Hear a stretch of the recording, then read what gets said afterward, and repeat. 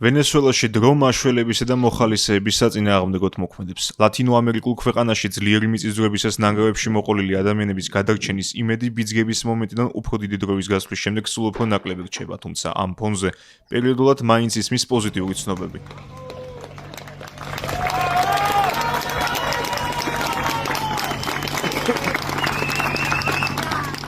უწყვეტი სამაშველო ოპერაციის ფარგლებში მოხერხდა 18 დღის ახალშობილისა და მისი დედის გადარჩენა, რომლებმაც ნანგრევების ქვეშ 32 საათზე მეტი გაატარეს.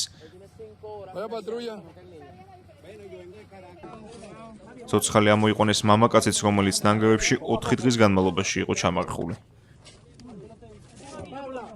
დროდადრო პოზიტიური ცნობების მიუხედავად ვენესუელაში საერთო სურათი კვლავ უმძიმესია.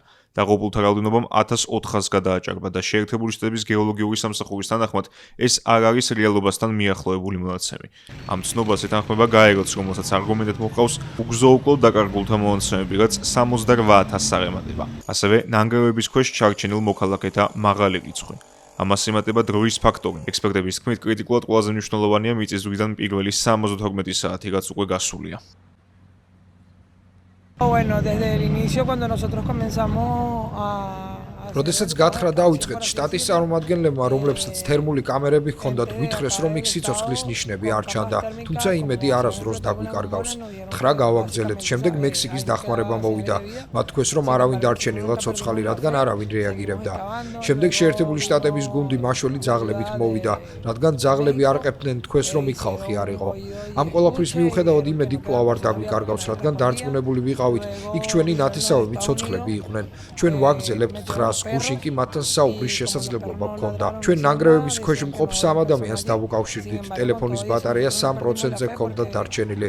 არ ვიცით არიან თუ არა კიდევ ადამიანები, თუმცა ცხედრები ვერ იპოვეს. ამიტომ ჯერ კიდევ არსებობს იმედი, რომ ისინი ცოცხლები არიან. ჩვენ მტკიცედ ვდგავართ.